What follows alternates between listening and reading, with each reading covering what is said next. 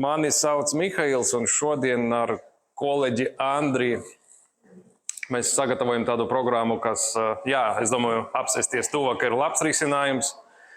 Omulīga vide, sēdēsim blakus. Mēs salikam tādu programmu, lai apskatītu renovāciju no cokola līdz bēniņiem. Man ir tā pirmā daļa, kur es runāšu par cokolu, par apmestām fasādēm, akcentējot svarīgākos momentus, bet pēc iespējas mazāk pieskaroties vispārējām zināšanām par apmestajām sistēmām. Uzņēmums, kur es strādāju, saucas Saint-Gobain, un tas visdrīzāk jums ir zināms, saskaroties ar mūsu brendiem, Isover siltumizolācijas, Giprox sausabūve, Weber visādas dažādas foršas javas, Fibo bloki gan jau, ka ir dzirdēti, un Ekafona akustiskie risinājumi ir dzirdēts kaut kas. Ļoti labi. Un tad tā ir programma, kas attiecas uz mani. Runāšu par cokolu un par apmestām fasādām. Varbūt kāds ir atnācis jau ar konkrētu jautājumu. Tur bija pusdienas, šeit ir seminārs, jūs esat vismotivētākie, tāpēc noteikti ir kāds jautājums jums iekšā. Nē? Nav? Ok, tad, ja kāds beigas būs mani kontakti, droši varēsiet tos jautājumus savus uzdot. Ja tagad neviens neuzdrošinās, tad iesim pēc kārtas par cokolu, sāksim runāt, jo mēs skatāmies uz ēkas, tā ir tāda maza neliela līnija, bet aiz kuras slēpjas daudz. Mums būs jārunā gan par pamatiem, gan par pagrabiem. Pagrabi ir ne visam ēkam, bet toties ir. Kas attiecas uz cokolu, tad man ir tāda privāta bilžu kolekcija, jo atrast cokolu, kurš izskatās slikti, nav grūti. Ja, tad, tas attiecas gan uz ēkam, kuras jau tika renovētas, un pēc kāda laika mēs redzam kaut kādus defektus. Jā, vai nu jau pirms renovācijas mēs varam redzēt, ka defektu ir daudz tieši cokola zona, jo mitrums, paaugstināta slodze un tā tālāk. Nebiedēšu visu vairāk, iesim tālāk, kā to visu atrisināt un ko ar to var izdarīt. Palielam, kad runā par cokolu, es jau teicu, ka mēs pieskarsimies arī gan pamatiem, gan pagrabām, ne tikai cokola zonai. Un vispār, ja runāt par hidroizolāciju pielietojumu, kas ir aktuāli, lai pasargātos no tās lielas ūdens slodzes, tad ir vairāki scenāriji uz ēkas, kur to pielietojums ir pamatots. Ja mēs ierobežojamies tikai ar pamatiem un ar cokoliem, tad tās produktu klases arī tāpat ir liels. Tur var būt gan injekcijas, gan cementa bāzes risinājumi, gan bituma mastikas, gan ruļveida materiāli, tāpēc tāda viena universālā līdzekļa, kuru var pateikt, ka atrisina visu. Diemžēl nav, tas jāskatās kopā ar produktu risinājumiem konkrētajā situācijā. Ja mēs paskatāmies uz pagrabu, tad, manuprāt, tā ēkas daļa līdz galam nav novērtēta. Ne visiem ir pat atslēgas no sava pagraba. Daudz dzīvokļu ēkā jums ir, teiksim, katram. Jums ir piekļuve, jā? Super. Teiksim, tur, kur dzīvoju es, līdz šim nebija. Un principā, kāds liktenis tam pagrabām arī neviens nezināja, kas tur vispār notiek. Vai tur ir kādam atļauta uzglabāšana, vai tur kaut kas tek, netek, piekļuve bija ierobežota. Bet tas ir slikti. Un tad ir vairākas zināmas problēmas, kas bieži sastopamas tieši pagrabos. Tas var būt mitrums vai ūdens, kas spiežas iekšā, var būt kaut kādi betona bojājumi, hidroizolācija vai nu nebija, vai nu ir novecojusi, to ir jāatjauno.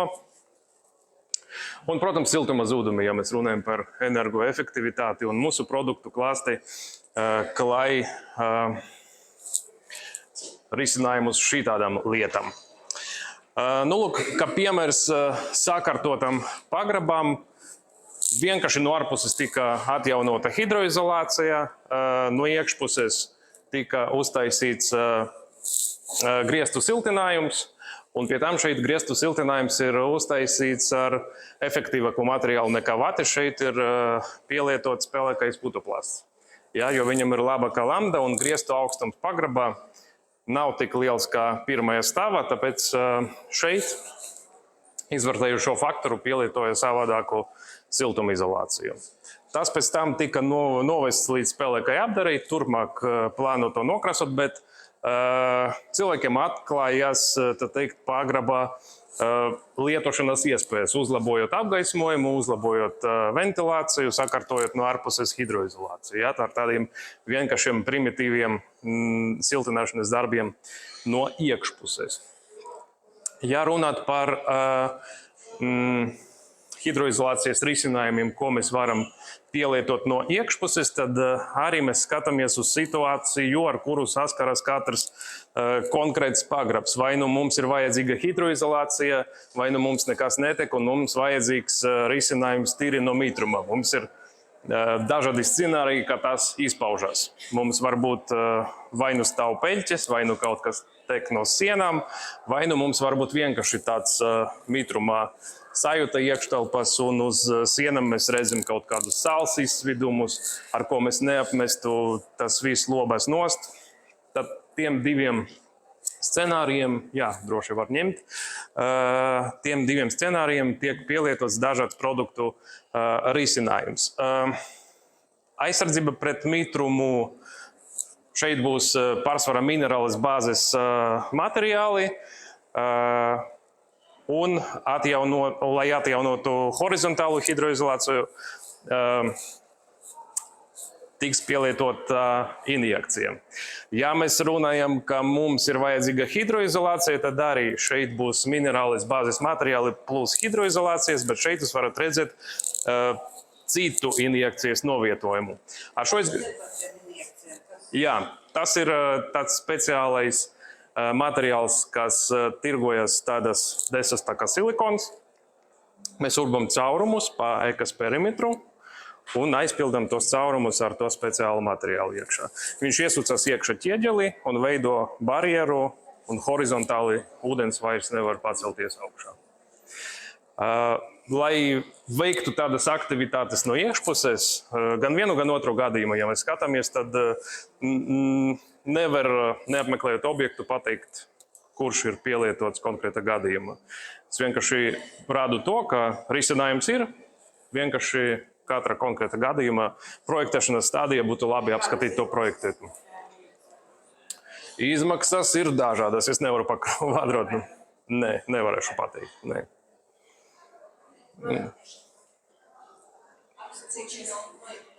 Jā. Atbraucam mēs bez maksas, un tālāk jau komunikācijā ar jūsu arhitektu vai projekta daļas vadītāju, kas veido jums renovācijas projektu. Ja bez renovācijas projekta mēs arī varam atbraukt un iedot jums tami, un tad pēc tam caur būvmateriālu veikaliem tas preces. Jā, tāpēc es saku, mēs varam atbraukt uz objektu, sagatavot savu risinājumu un ar provizoriskam izmaksam sūtot caur būvmateriālu veikaliem. Nē, kāpēc?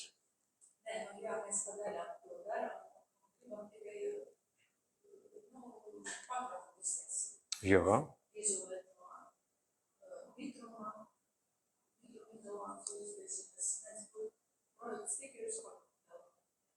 Jā, kāpēc ne? Protams. Jā, tas deres arī privātmājām. Ir tīpaši, kur ir vecas pagraba telpas, kuras ilgstoši jau saskaras ar kaut kādas problēmas.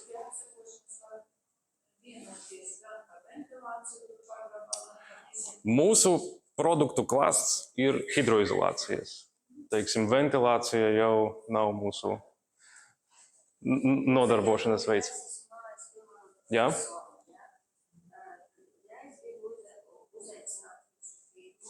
Jā. Jūs varat arī man patiešu piezvanīt, vai nu man, vai nu manam kolēģim Kristapam.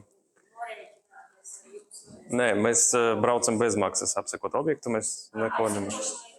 Jā. Un tālāk, jā, mēs varam piedāvāt savu risinājumu, jā. Šo nē. Tas ir risinājums sienam un grīdam drīzāk. Jumtam, es domāju, plakanējiem jumtam, kur ruberoids. Mums ir remonta mastikas, bet tur jau tad pavisam... Man vajag bitumu, tur var aizvietu bitumu ar jūsu... Ar šiem nē. Ja jau vajag bitums, tad jau šitu nedēļ. Nē. Nevis tāpēc, ka tur bitums, tāpēc, ka tur ir jumts. Tas ir pavisam cita ūdenslodze un citi risinājumi. Skaidrs. Sakiet, būtu tas aptuvenas izmaksas. Nu, tas... Jā. Aptuveni tāda mēs varam sastādīt, bet konkrēti tagad, cik tas maksā, mēs nevaram pateikt.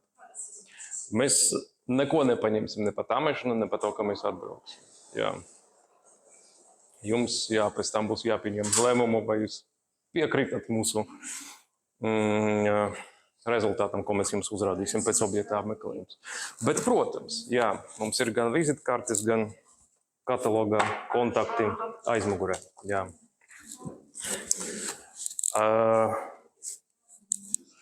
Ja mēs runājam par risinājumiem, es iedošu rekursu.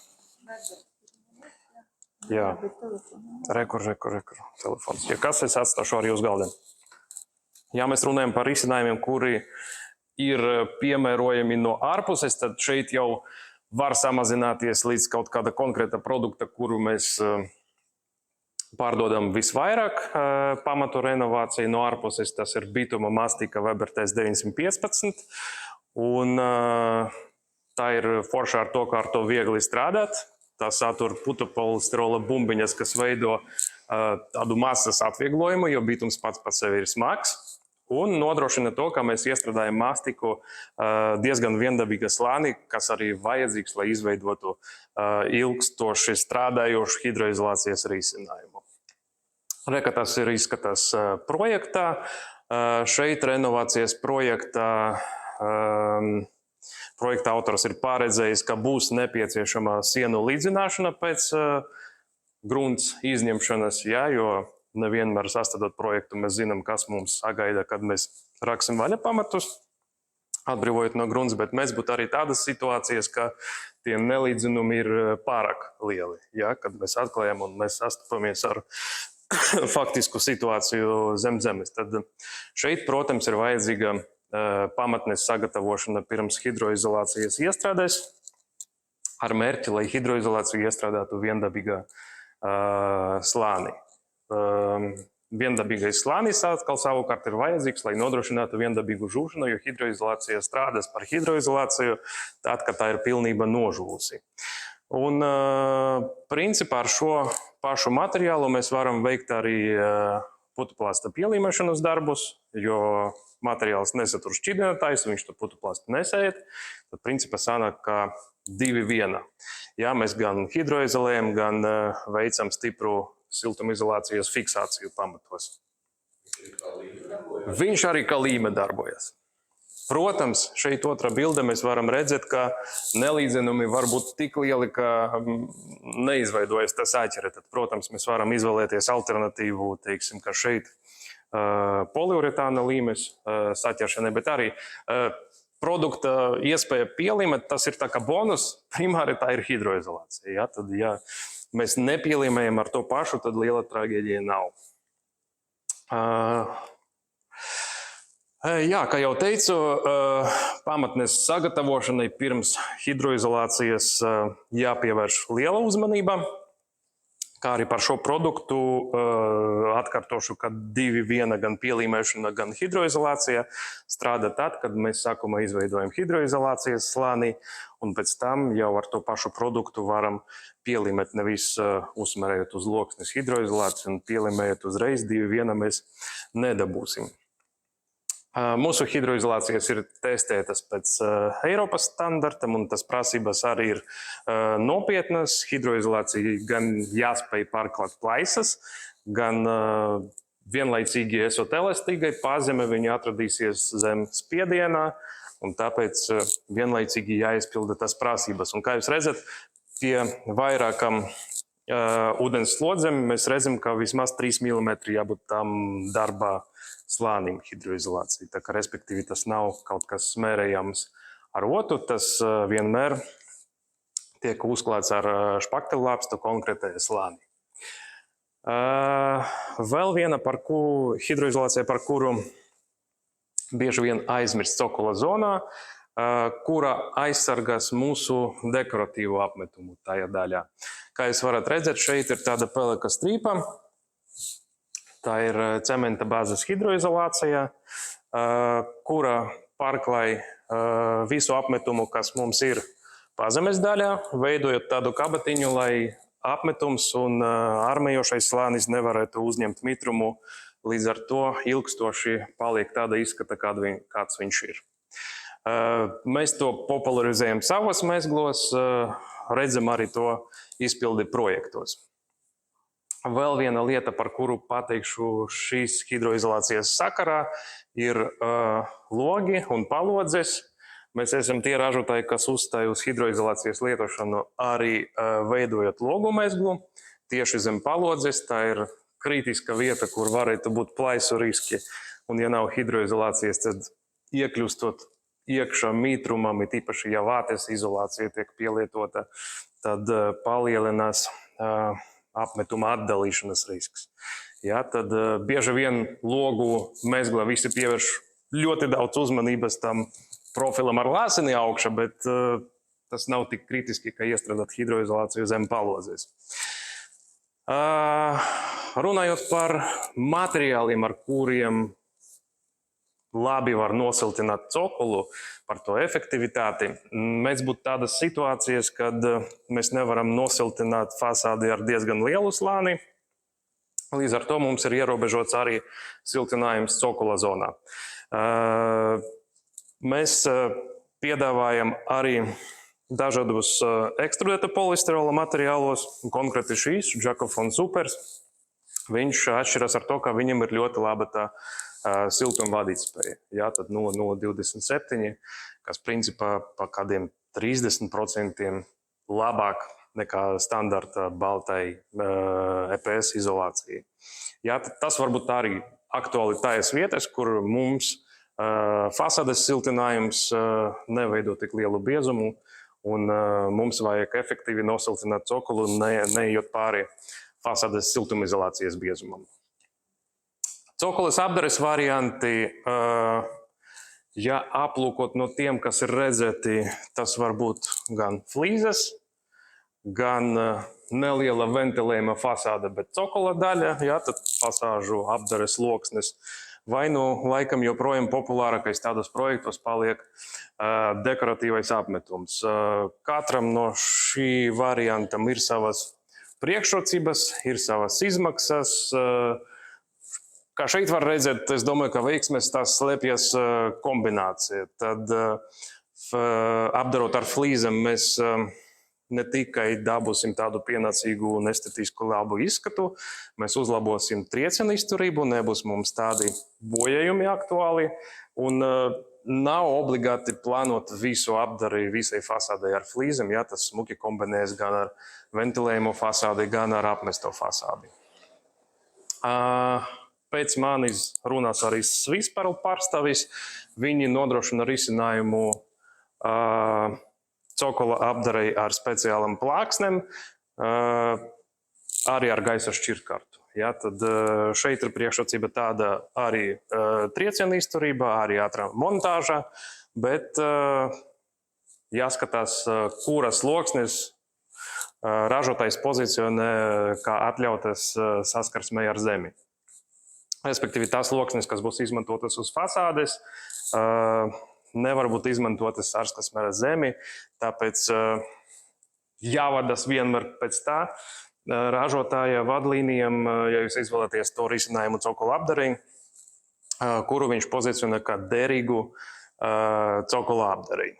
Tāds ļoti sens mūsu risinājums ar granīta šķembam, bet parādījis sevi kā diezgan ilgmužīgu. Laimas muzeju var apskatīt arī ar tādu paņēmienu visā ēkā uztaisīta granīta šķembu apmetums. Vai nu piedāvājam arī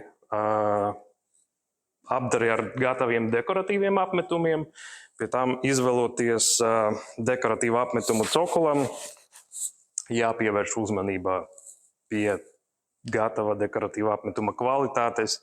Noteikti jāizvēlas kaut ko, ko ražotājs pozicionē kā produktu ar paaugstinātu aizsardzību pret aļģiem. Zināma problēma vairākam ēkam ar apmestam fasādēm. Paliek zaļas. Tas nepatīk.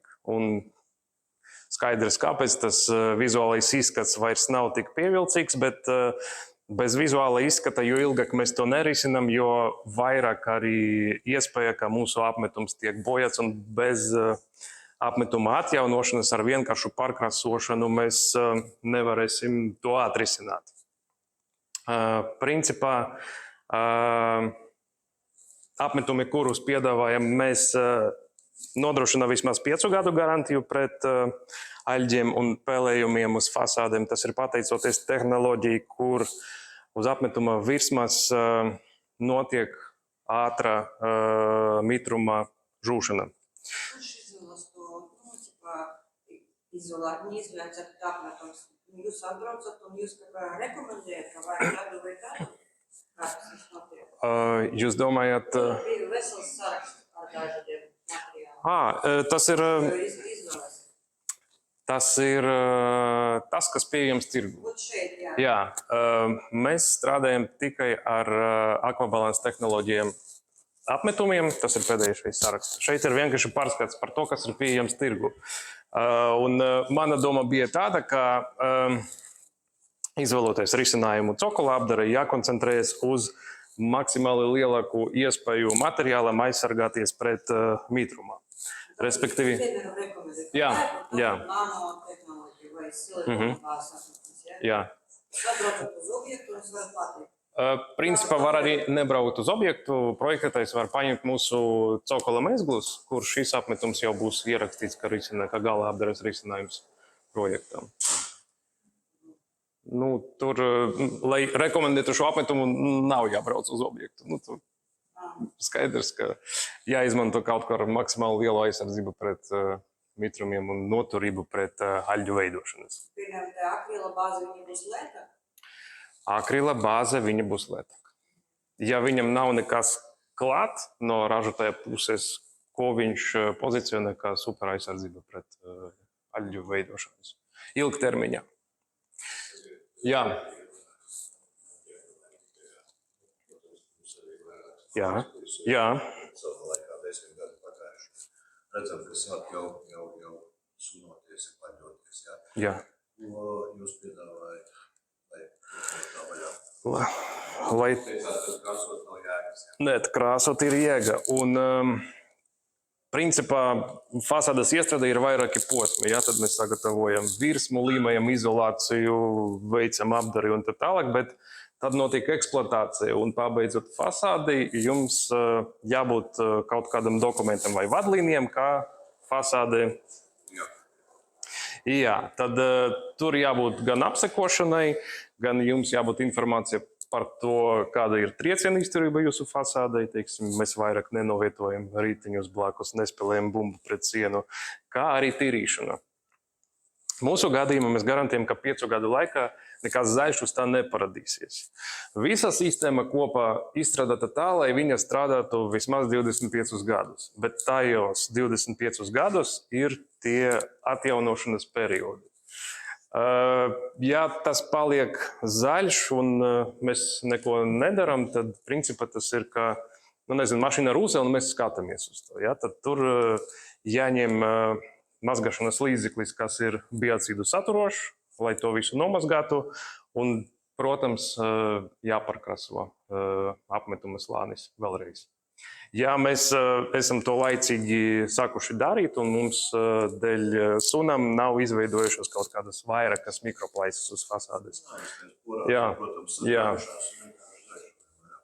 Tad, principā, pietiek tikai ar tīrīšanu un ar atbilstošas krāsas pārkrāsošanu. Jo mūsu sortimenta ir arī tās krāsas, kas var iedot citu ražotāju apmetumiem to ātrās žūšanas efektu. Ja? Jā. Ja šī jautājuma, vai jūs nodarbojat pirmā nodarbojat to tīrīšanu? Nē, pakalpojumi ne darbiem, ne tīrīšanai mums nav. Principā, ja veic šo nomazgāšanas darbus, nezinu, karčeri vienalga, Jā. teiksim, to būtu īrjāk, tad jūsu piedāvātais krāsas var klāt uz šī visu. Jā, var. Kā jau teicu, jā, mums ir krāsas, kas var iedot to efektu arī citu ražotāju krāsam un apmetumiem, bet tā mazgāšana iepriekš viņa kritiski svarīga. Kas tos darbus veic mazgāšanu? Mums arī māja apzinājumi. Kas ir tas nevar atrast? Principā, vismaz 2 uzņēmumi man ir zināmi. Jūs man uzrakstīsiet, es jums iedošu kontaktu. Jā. Tas nav nekāds retums. Vairākas mājas tā. Es Netavas iela tur ir viena firma, es biju aizgājis, viņi kādu brīdi strādāja, tad teica, tas padargs prieks ir, un pat viņi no mūsu mājas pilnīgi blakus ir. Padargs prieks viņiem vai jums? Nē, prieks mums tā kā. Ok. Un viņi atteica. Bet cenu nenosauca. Nē, nenosauca. Ok, labi.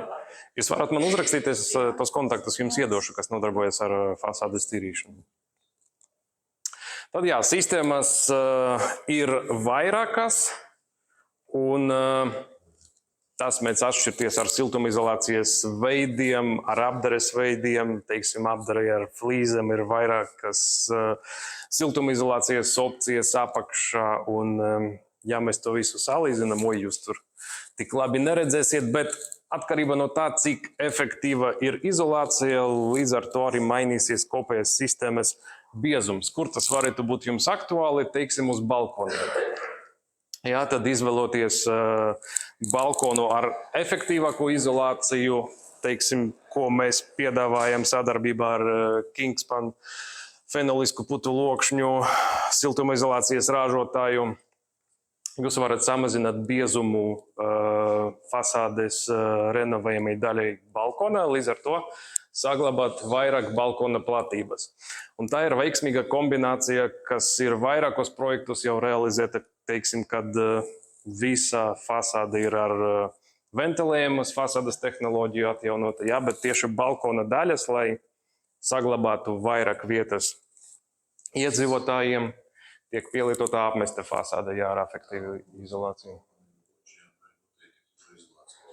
Jā, grīdas daļās, jūs domājat, jā. Uz cokoliem var, ja mēs runājam par bituma materiālu, bet tad pa virsu jāplāno, kā mēs viņu jāskatās, kādā stāvoklī ir tās betona panelis, kur jūs plānojat klāt hidroizolāciju. Varbūt tur sākumā vajadzīgs remonts. Kā jūs plānojat pēc tam eksploatēt to balkona grīdu, kas jums būs nobeiguma apdara? Jūs gribat maksimāli plānu? Jā. Jā. Ja mēs varam paņemt to pašu materiālu, ko es rādīju cokola hidroizolāciju no ārpuses bituma bāzes, tad mums pa virsu viņam būtu jāparedz betona slāni, lai aizsargātu šo hidroizolāciju. Un tad pa virsu, ja mums pietiek vietas, tad mēs varam plānot vai nu terases dēļus, vai nu kaut kādu vēl apdari šim betona slānim. Tas var būt gan epoksijas, gan poliuretāns, gan kaut kas cits. Ja jūs plānosiet izvēlēties nobeiguma apdari, teiksim, poliuretānu, kas jau kā hidroizolācija kalpos, tad jums arī apakšā jāsaprot, kā novest betonu tādā stāvoklī, lai ir slīpums tajā pareizajā virzienā un lai viņš pietiekami glūts, lai to poliuretānu varētu iestrādāt un lai viņš pietiekami, respektīvi, poliuretānu ražotājiem arī būs konkrētas prasības attiecībā uz to, kāda apakšā var būt konstrukcija. Tāpat kā arī uz fasādēm, viss ir ļoti atkarīgs no tā, ko jūs kā nobeigumā slāni grīdā izolēsieties. Jā, šī energotas pasākuma. Jā. Jā, droši. Jā. iesiltinās šeit, un šī neizsīt tārs. Jā, jā. Tad līdz ievēriet, šajā gadījumā, kas tad ūdens nāk, jā, šī konstruktīvais elements, kas jābūt hidroizolācija, un kā šis te sajiet kopā. Es saprotu. Jā, es saprotu. Šeit būs kaut kas līdzīgs, kā es radīju šeit. Aptuveni šitā. Tur būs cementa bāzes hidroizolācija, kas uziet arī uz apmestas fasādes daļu. Jā. Vēl kaut kādu jautājumu dzirdēju, sorry. Nē, es gribu pajautāt, tie darbi viņi arī caur būvotē viņiem jāiet, vai kaut kādu paskaidrojumu rakstījāt, bet tas nav tā. Nē, tas ir nopietni. Jā, protams. Nu, es saku vēlreiz, tur ļoti daudz ko saka balkona stāvoklis esošais. Mēs šeit runājam jau par nobeigumu apdari un siltināšanu, bet varbūt tur viss ir daži soļi, kas jāveic līdz tam siltinājumam un nobeigumu apdarei. Jā, tas siltinās cokals, jā, tad ir protams buvalkas, ir projekts, jā, jo tomēr nākšanas darbu. Jā, protams. Žoks riņķi jābūt, jā, līdz to jāizsaka buvalka, paskaidrinās. Vajag, jā. Mani kontakti, ļoti svarīga informācija, ir pieejama zvanot šeit un rakstot. Varbūt ir vēl kādi jautājumi. Personīgais.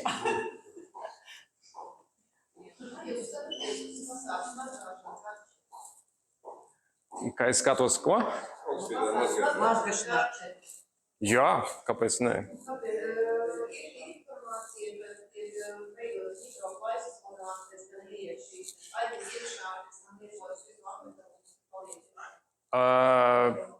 Ja jūs vienkārši mazgājat un neko tālāk nedarat, tad visdrīzāk, ka jā.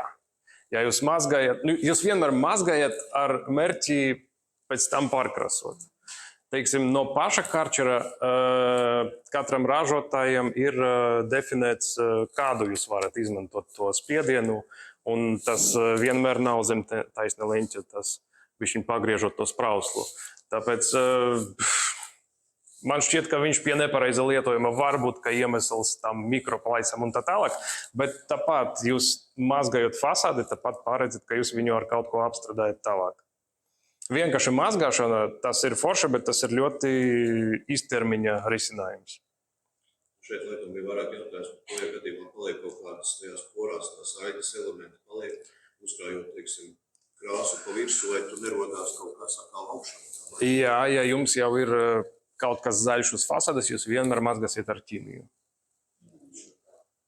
Vienkārši mehāniska mazgāšana tādā gadījumā viņiem maz efektīvā.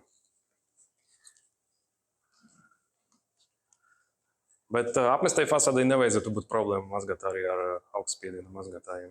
Jāiztur tas lodzi. Ir tīpaši cokola zona, kur nebūs nekas zaļš, būs vienkārši netīrumi. Teiksim, mūsu mājā ir pieejams setniekam arī augstspiediena mazgātājs. Jā, tur nav nekāda problēma to izmazgāt. Kopā ar brūģi. Nu, es jūtu jūs iekšā interesi kaut kādu vēl jautājumu uzdot. Tad jūs visi, cik es sapratu, tikai esat ceļā uz renovāciju. Jūs plānojat sev šo. Jā? Meklēt naudu. Jūs meklējat naudu jau kaut kādai konkrētai lietai vai jau... Nu, es domāju, vismaz tāda līmenī jūs saprotat, ka jūs gribat ventilējumu fasādi, jūs gribat apmestu fasādi. Ventilējumu, ok, jā, ventilējumu fasādi ļoti attīstīts tagad. Jā.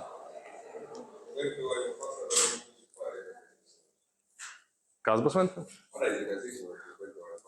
Iespējams, jā.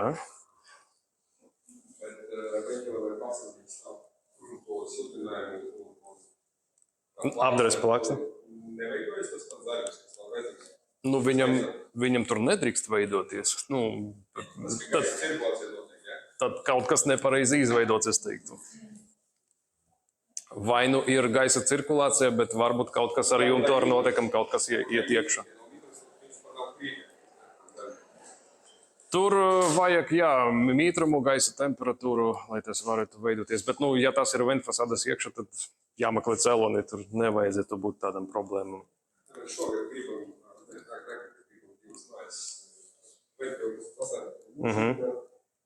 tāpēc paši vēl nezinu, kā salēt. Ok. Bet skaidri zināt, ka ventilējumu gribat, ja? Jā. Okay. Mums jau parastās jau ir vairākas fasādes. Jā. Tās ļoti smūgas. Jā.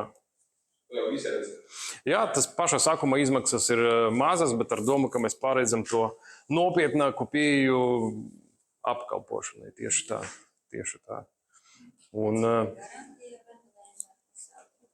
ventilējumai labs jautājums. Nu, ar būvnieku, cik jābūt garantija vispār ventfasādi normāli? 5 gadi. Nu, arī es domāju, ka tur dalīsies. Tur būs kaut ko garantē lokšņu ražotājs. Tad ir tas, ko būvnieks noteikti brauks un labos, kas parādīsies tajā periodā, kamēr jūs to eksploatējat. Nu, noteikti savādāk. Bet ir jau veikas, kam nevar ventfasādi. Tur kaut kādas vēsturiskas, kur var neatļaut izmantot. Jā, tieši tā. Tad... Es saprotu, ka tehnoloģija ir pazaudēta, un ko ar tādiem fasādiem jūs darat? Ar vēsturiskām. Jā, un mēs jau prasām, mums jau saziņēts viss ir, ne notīrīt mēs varam, ne arī atjaunot, jo tā kā mums pateica nama pārvalde, ka ir pazaudēta tehnoloģija, un tā izdarīja. Varbūt bieži vien, ko mums jautā, vot šita izskata apmetumu. Jā, kur ir tie akmentiņi. Tehnoloģija nevis pazaudēta, viņa migrēja uz šo pusi drīzāk. Mums ir 5 toņi tam līmjavam, kas veido fonu tiem akmentiņiem. Un 5 varianti arī ar akmentiņu krāsām. Un, jā. Mierīgi. Mēs bijām pagājušajā nedēļā. Ak, Dievs, kur mēs bijām? Centrā arī ar tādiem akmentiņiem. Un arī kaut kas tāds, ka mums... Jā, es tagad saku, atcerieties, mums arī lūdza iedot kaut kādu dokumentu, ka tehnoloģija pazaudēta un neko līdzīgu atjaunot nevar. Nama pārvalde mums tā teica, ka jūs neko nevarat izņemot kaut kāda veida izmazgat, bet izmazgat nav iespējams. Ir droši vien, bet mēs nevarējām. Labi, jūs izmazgāsiet tā tālāk. Nē, tas nav risina. Mēs varam... Jebkurā variantā mēs jau esam novaruši tās videokameras, 50 videokameras mums vajadzētu atjaunot. Laimas muzejs Miera iela, tā ir populāra eka kā apskats. Jā, varat apskatīties, tas ir mūsu materiāls virsū. Jā. Tur virsū tādas čembas, un tas ir tās izskats, ko mēģina panākt. Jo agrāk tas bija darīts, sajaucot visu ar smiltīm, ar cementu, ar kaļķiem, un tad ar salskābi to mazgāja nost, tagad tas paņēmiens ir aizliegts. Un tad tas ir maksimāli tuvu, ko var panākt pēc tā izskatām. Tas tieši mūsu mājā, tas pats ir ne tikai mums uz priekšu, bet tas ir visas mājās. Jā. Ja vajag, mēs varam atbraukt uz Sapulci. Jā, droši, mans kontakts. Jā, droši. Es vienīgais tikai Andrejs jau viss pabeidzu. Man jau tālāk jautājumi nāk, tā ka droši vari pārslēgties.